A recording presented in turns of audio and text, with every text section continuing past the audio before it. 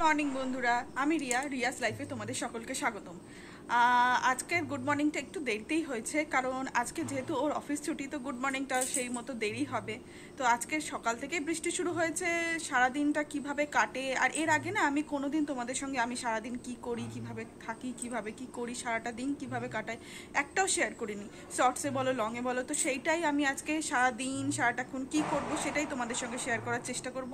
তো চলো সারাটা দিন এরপরে কি কি করব সবটাই তোমাদের শেয়ার করি। চলো বাবু, ওঠো ওঠো, এই যে ও সোনা বাবা, সোনা বাবা ওঠো, উঠে খাওয়া দাওয়া করতে হবে, আর ঘুমু করে না। ওঠো, উঠে পড়ো বাবা, আর ঘুমু করে না, আবার পরে ঘুমাবে। চলো, শরীরটা খারাপ, ঠিক হয়েছো আস্তে আস্তে, তো উঠে এবার খাওয়া দাওয়া করতে হবে। তুমি ভালো ছেলে তো পাখি, ও পাখি, ও সোনা পাখি, তুমি দুষ্টু করে মুখটা বন্ধ করে রেখে দিয়েছো।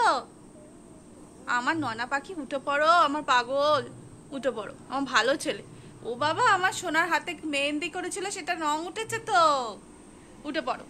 ওর আসলে একটা ইঞ্জেকশন আছে, যেটা ওই বাচ্চাদের 10 বছর পূর্ণ হলে হয়, সেটা এখনো টোটালটা 10 বছর পূর্ণ হয়নি। সেই ইঞ্জেকশনটা রয়েছে 10 বছর 6 মাস, মানে অ্যাভারেজ 11 বছরের মধ্যেই যে ইঞ্জেকশনটা হয়, সেই ইঞ্জেকশনটা ওর আছে। তো সেটাই আর কি ও দেবার মতো আর কি টাইম এসে গেছে, সেটা কালকে। আর তার মধ্যেই জানো কি কাণ্ড ঘটিয়ে বসেছে, দুদিন হলো জ্বর, সর্দি, কাশি, আর ওর এটা পুরো লাগাতার হয়।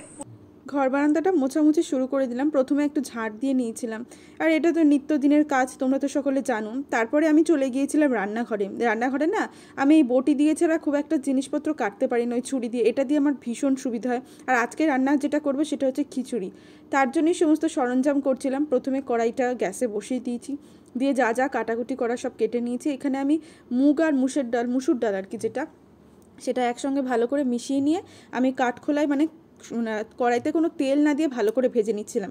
এটা আমি আমার ঠাকুমার কাছে শুনেছি যে ডাল সবসময় তেল ছাড়া ভাজলে তার গন্ধটা খুব ভালো আসে, সেই জন্য আমি বরাবর তাই করি, প্রথমে ভেজে নিই, তারপরে জল দিয়ে ভালো করে ধুয়ে নিই। তোমরাও এরকমভাবে করতে পারো। তার মধ্যেও লোডশেডিং হয়ে গিয়েছে, আবার কারেন্টটা আসলো, তাই আমি দেখছিলাম।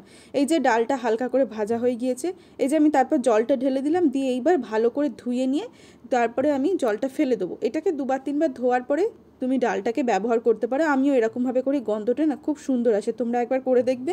তারপরে ডালটাকে আমি মিশিয়ে দিচ্ছিলাম, দিয়ে দেবার পর এখানে আমি মশলাটা তৈরি করে নিচ্ছিলাম। তাড়াতাড়ি করে মিক্সিতে মশলা না করলে আবার কখন কারেন্ট চলে যায়, এ তো আমাদের এখানে নিত্যদিনের অভ্যাস। তারপরে কড়াইতে তেল দিয়ে ফোড়নটা দিয়ে নিচ্ছিলাম, যেই না ফোড়ন দিয়েছি ব্যাস অমনি ছটছট করে শুরু হয়ে গেল তেল ছড়ানো। আচ্ছা, এরকমভাবে তেল ছেটকানোর ভয় থেকে আমি আরও একটা টোটকা জানি, যেটা আমার মা সবসময় বলে। সেটা কি জানো? তেলের মধ্যে অল্প একটু হলুদ দিয়ে দিলে কোনো কিছু আর ছিটকানোর ভয় থাকে না, দেখবে। বা এটা করে দেখলে ভীষণ বেনিফিট পাবে তোমরা। আর আমিও তাই করছিলাম, এই যে হলুদ দিয়ে দিলাম। এবার আমি যেটাই দিই না কেন কোনো কিছু ছিটকাবে না, মাছ থেকে শুরু করে মাংস থেকে যাই রান্না করো, 1 ফোঁটা এরকম হলুদ দিয়ে দেবে, ব্যাস, তারপরে হয়ে যাবে।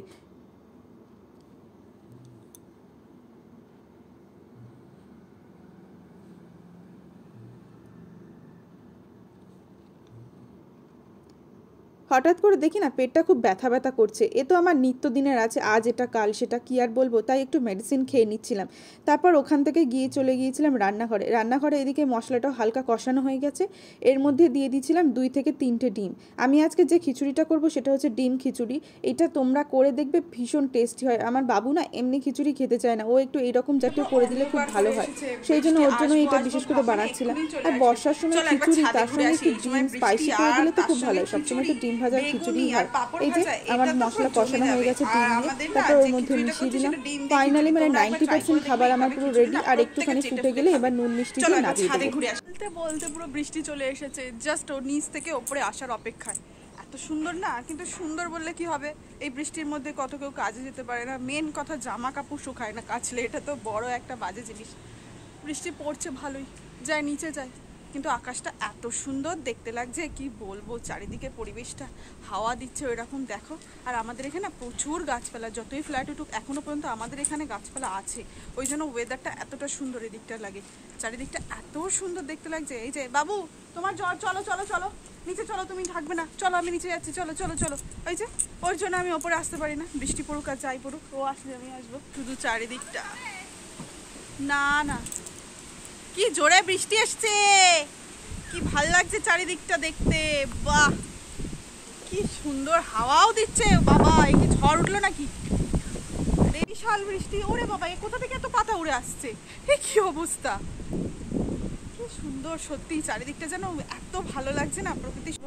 আর ওপরে থেকে এবার নিচে পালাই, ভিজেও গেছি, আবার জ্বর আসলে আমার দেখার লোক নেই।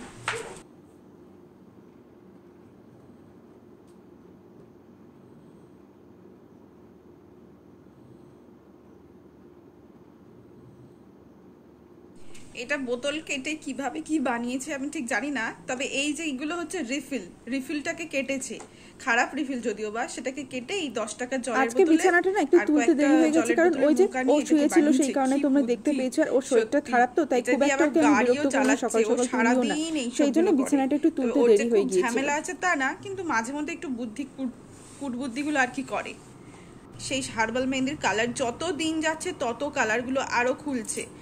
যতটা পেরেছি ততটা জানি, অতটা ভালো মেহেন্দি করতে পারি না, তবু যাই পেরেছি তাই। মেহেন্দির কালারগুলো খুব সুন্দর হয়েছে। এইটা বাঁ হাত, এই যে ডান হাত, ডান হাতেও আমি একা একা করেছি। তোমরা যদি কেউ আর কি এর কন্ট্যাক্ট চাও, আমি কন্ট্যাক্ট নাম্বার দিয়ে দিতে পারবো। সত্যি এই মেহেন্দিটা ভীষণ ভালো, কোনো সাইড এফেক্ট নেই, হাত জ্বালাও করে না, কিছুই হয় না, সেই জন্যই এতটা ভালো বোধ হয়। ভালো আছো? এই যে শোনো না, শোনো, তুমি ভালো আছো পুচু? ও পুচু, তুমি কি করছো? তোমার কথায় কথায় শুধু ঘুম পেয়ে যায়, বলো সোনা পুচু। একটু গলা চুপকে দেবো আমি?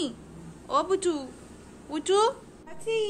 তোমরা সবাই কেমন আছো? আমি বলো হয়ে গেছি, একটু পুচু, আমি আর একটু পুচু নেই, একটু বলো ওদেরকে, বলে দাও তো, আমি বলো হয়ে গেছি, আমি ভালো ছেলে হয়ে গেছি।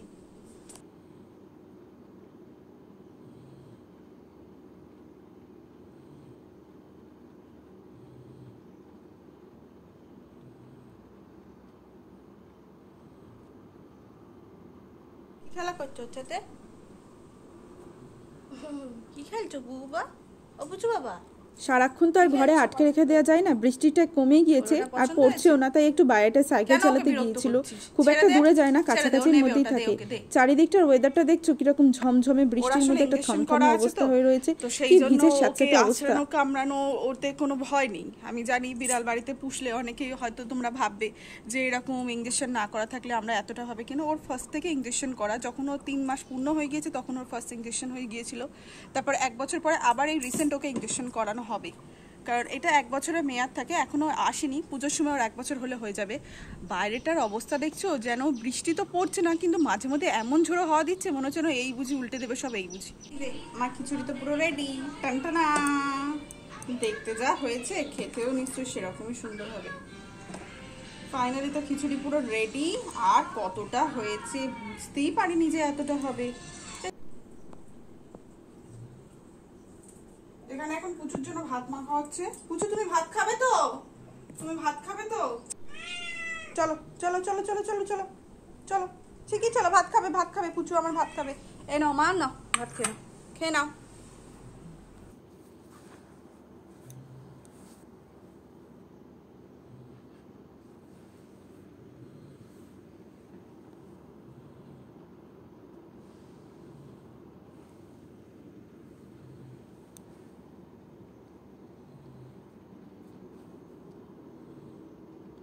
রান্না তো হয়ে গেল, রান্নার পরে মেন কাজ থাকে রান্নাঘর পরিষ্কার করা, বাসন মাজা। এটা না ভীষণ বড় একটা কাজ, রান্নাঘর পরিষ্কার না করলে আমার আবার কাজ করতে ইচ্ছা হয় না। বাসন মাজা হয়ে গিয়েছে, এদিকে গ্যাস টেবিলটাও ভালো করে পরিষ্কার করছিলাম। এই কাজটা না একটা বড় মহান কাজ। তারপরে করব বেগুনিটা ভাজার জন্য বেসনটা তো নিয়ে নিয়েছিলাম। আচ্ছা, আমার মতো এরকম তোমরাও মনে হয় রান্নাঘর পরিষ্কার করতে গেলে অধৈর্য হয়ে যাও। সত্যি আমার রান্না করতে ভীষণ ভালো লাগে, কিন্তু এই রান্নাঘর পরিষ্কার করতে গেলে যে কী কষ্ট হয়, যে কিছু করার নেই, তাও করতে হবে, যেহেতু বিয়ে হয়েছে, সংসারের দায়িত্ব নিয়েছে, এগুলো তো সবারই দায়িত্ব। তারপরে এই অল্প কটা বেগুনি ভেজে বাবুকে খেতে দিয়ে দিয়েছিলাম। ওর পাপা তো এখনো বাড়ি আসেনি, ওকে কতক্ষণই বা বসিয়ে রাখবো, ওর খিদে পেয়েছে। টেস্টি হয়েছে।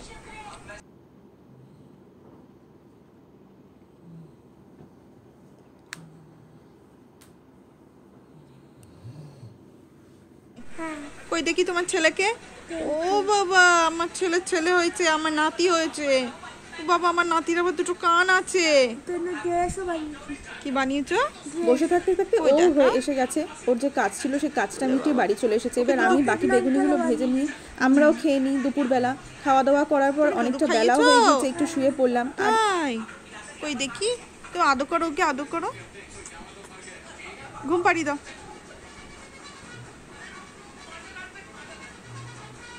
তোমার তো শরীর খারাপ, তুমি ওকে লেখে দিয়েছো তোমার কাছে।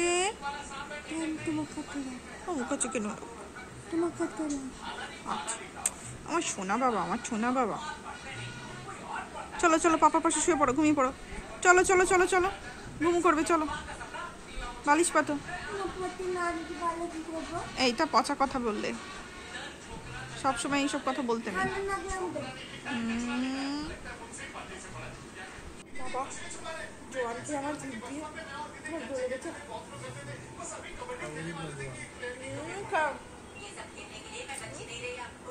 কে বলছে জোয়ান খাওয়া ভালো?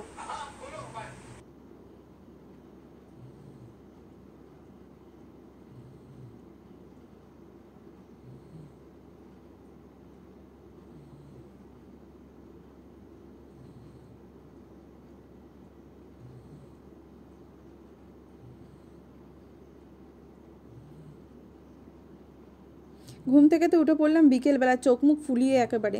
জানো তো, ছুটির দিনে যে সেই রকম কাজ থাকে আমার তা নয়, কিন্তু বেশি কাজ থাকে ছুটির দিনে বলো আর ছুটি ছাড়া অফিসের দিনেও। আমার ছেলের পিছনেই বেশি কাজ থাকে। ওর নামেই 10 বছর বয়স হয়েছে, কিন্তু ওর বিহেভিয়ার বলো, ওর সমস্ত কিছু 3 বছরের মতো। ওর পিছনে যে সারাক্ষণ আমার চিৎকার করতে করতে দমটা প্রায় আটকে যায়। সন্ধ্যেবেলা আমরা সবাই মিলে একটু বসে বসে গল্প করছিলাম, তারপরে আমি একটু কিছু লেখালেখি করছিলাম, করে রাত্রিরও হয়ে গিয়েছে। ঘর বারান্দাটা একটু ভালো করে পরিষ্কার করে ঝাড় দিয়ে বাইরেটা এসে দাঁড়ালাম, তখনও ঝিরঝির করে বৃষ্টি। কী যে আজকে সারাদিনটা এই বৃষ্টিতে কাটলো। তারপরে আবার রান্নাঘরে আসলাম, রান্না করা শুরু করে দিলাম। রাত্রিবেলা করছিলাম মাছের ঝাল। সন্ধ্যাবেলা থেকেই ভাবছিলাম কি করব।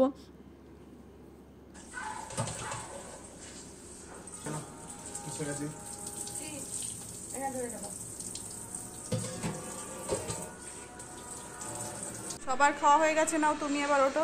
রান্না হয়ে গেল, বই ও দেখতে বাড়ি দেখতে থেকে খেলে হবে মাছের না, ডিমের ওঠো, ওঠো, বড়ার তরকারি তাড়াতাড়ি করো। পাঠিয়েছিল, সবকিছু নিয়ে রাত্রি পরিপাটি হয়ে করে গেছে। একেবারে খেতে বসে পড়েছিলাম। অনেক রাত্রি হয়ে গেছে, তো বাবা বসে রয়েছে। তারপরে আবার বাসন মাজা, আবার কাজকর্ম করা।